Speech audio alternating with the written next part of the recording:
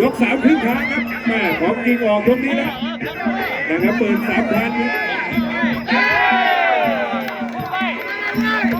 ครับไปที่3นะไม่เล่นพอนับพอโตไปเริ่มเลยยีรพัฒน์ยังเปิดเกมได้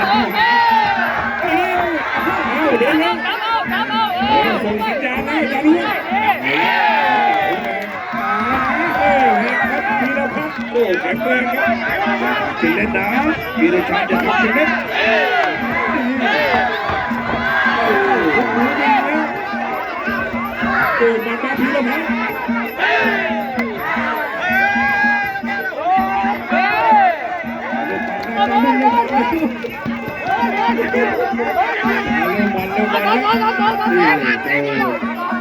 วีรพัฒน์ไม่ถอยนะ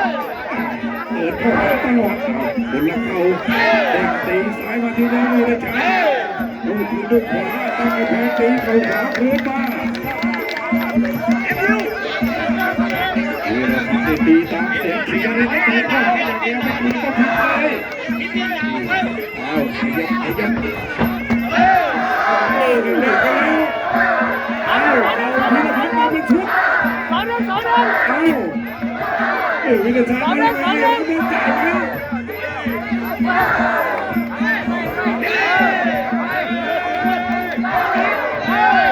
ฝากคุยเหมือนกันครั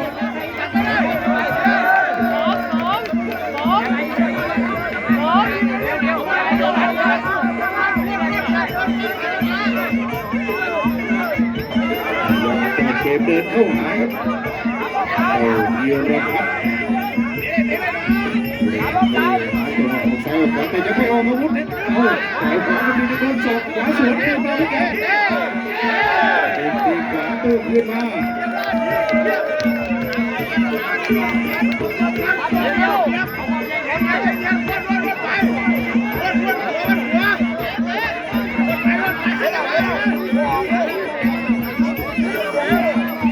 ประโยคที่3ยกที่3หมดยกที่3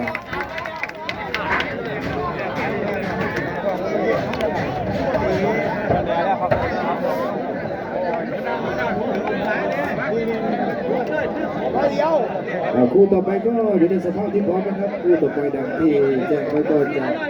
เป็นทางของเดินก้าวอยู่ฝั่งแดงนี่ก็ปราบปรามสุนัขเอ็นแล้วก็พัศพลกับเพชรพายุเหนือเมฆกับหนึ่งสร้างโบนแล้วก็จบลงที่พญาเก่ากับเพชรชิงชัยว่าเป็นมวยเดือด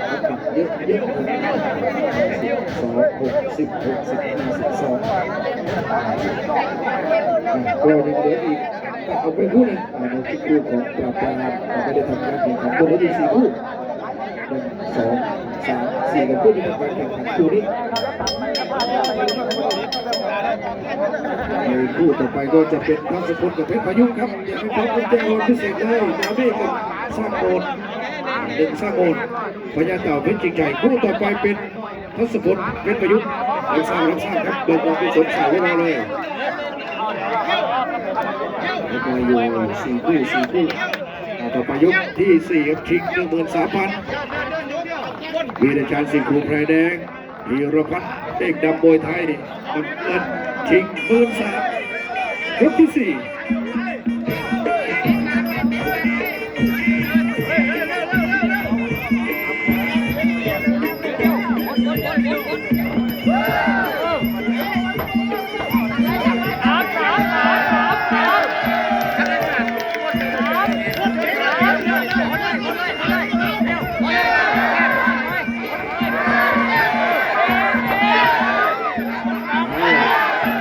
สู้ไหนนะ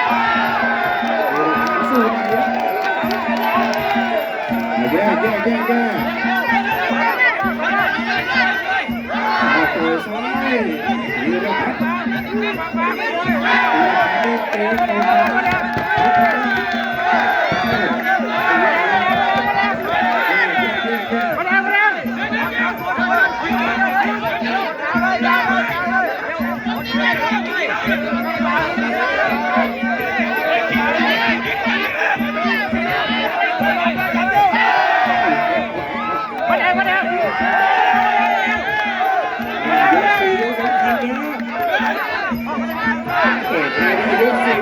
ได้ทุกสบาย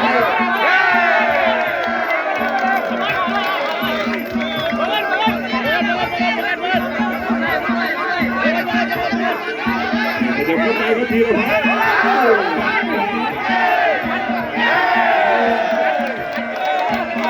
พี่เลี้ยงลงด้วยพี่เลี้ยงลงด้วย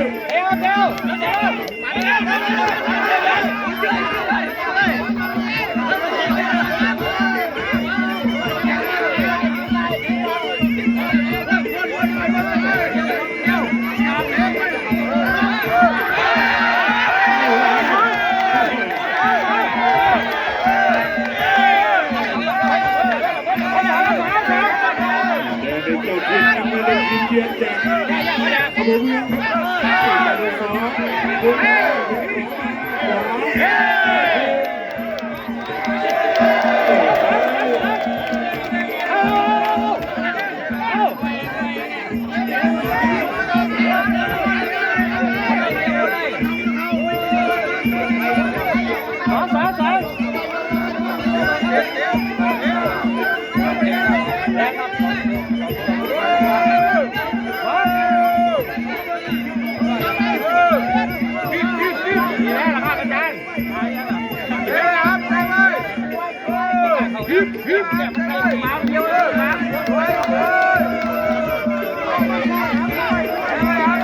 ออกได้ออกครับออกได้ออกปุดยกสุดท้าย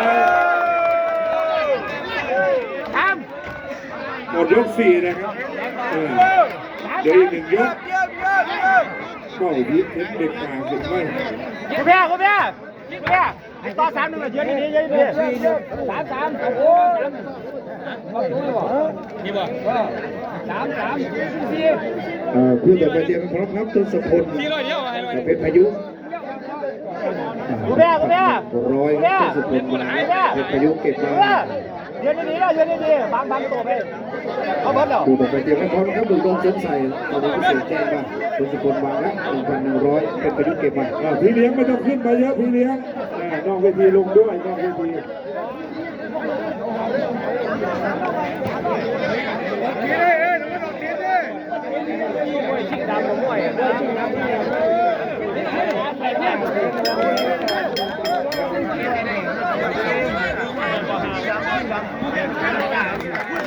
ไอ้ขาดเจ็บเลยยกขาบอกยกฟีนดีสองต่อยเฮ้ยตั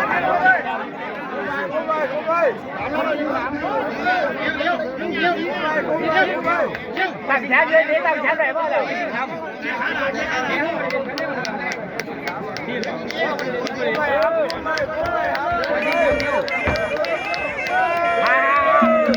ยกสุดท้ายนะ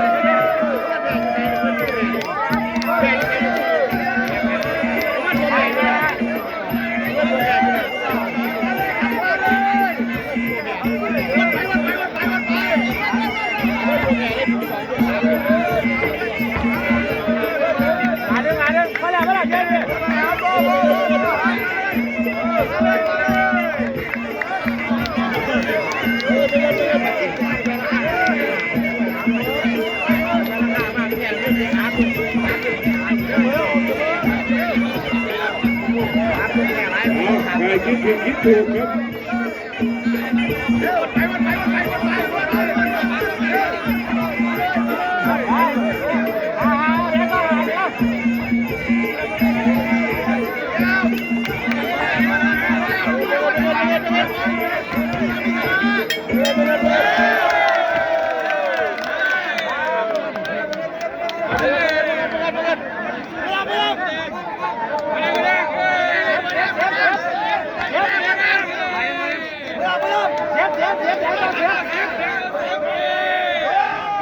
สูงมาให้กับทีมเมกล้าเดิมครับส่วนน้ำเงินลินเดิมเบสศูนย์กีฬาหมู่4 2,400ครับ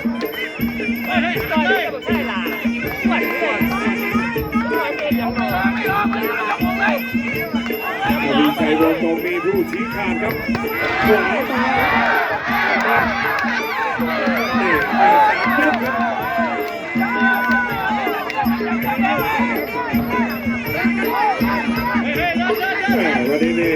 หัวค่ำนี่บรรยากาศคล้ายๆฝนจะตกตอนนี้ก็สบายใจหลายที่นี่โทรเช็คมาว่าฝนตกไหมกลัวยกเลิกไหมเช็คมาตลอดเลยเราคิดว่าจะไม่ถึงลงทั้งคู่ปล่อยมือปล่อยมือ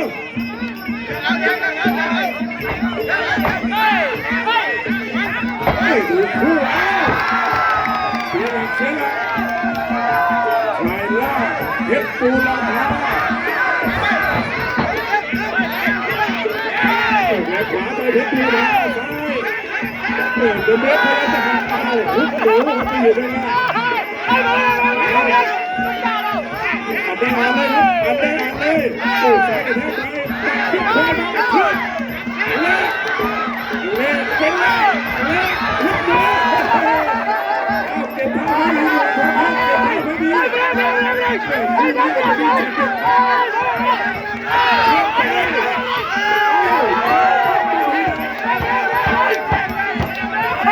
อาแล้วพอกันแล้วบทจบที่สองโอ้ผู้บาดเจ็บก็พี่น้องคู่ต่อไปครับซุปเปอร์บิ๊กกับขอบนัทวุฒินะครับที่2,000แล้วก็แจ้งไปทางพีรพัฒน์ครับปีรชาญขอเพิ่มอีกเป็น 6,500 ได้ไหมถ้ามีก็ติดต่อได้ครับถ้ามีก็ติดต่อได้ต่อมาที่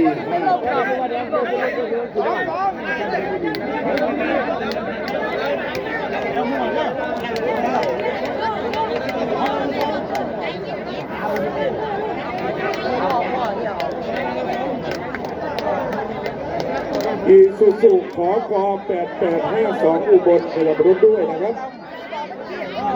รถเสียนจะดีจะออกแล้ว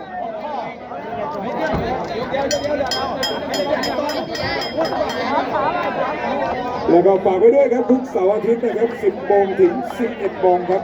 ทางคลื่นชุมชนนะครับ 90.50 เมกะเฮิรตซ์รายการคนข้ามสังเวียนนะครับโดยมีผมรุ่งภูธรครับดำเนินรายการนะครับ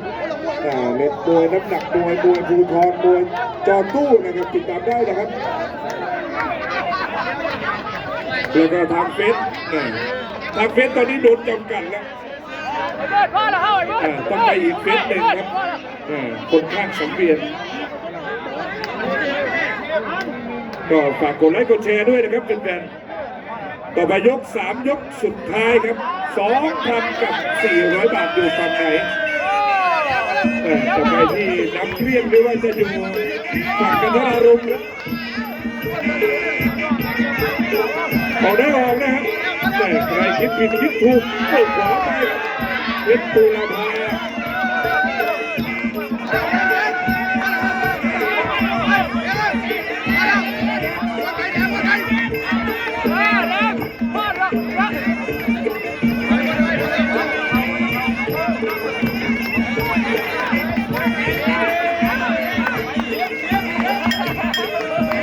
ยกสุดท้ายครับรอผลจะเป็นทางการครับไปที่ใบแรกครับทีเด็ดสายธนู